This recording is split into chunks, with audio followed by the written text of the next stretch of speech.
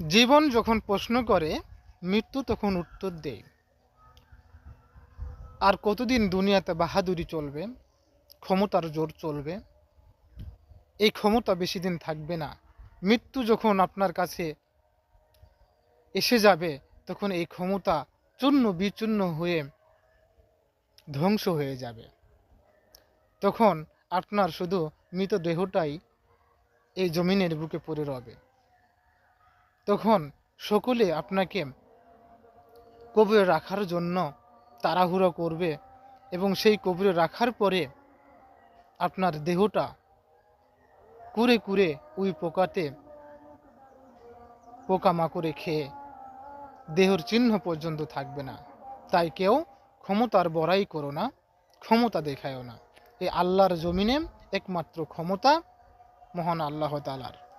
আমরা হচ্ছি ক্ষণিকের মেহমান।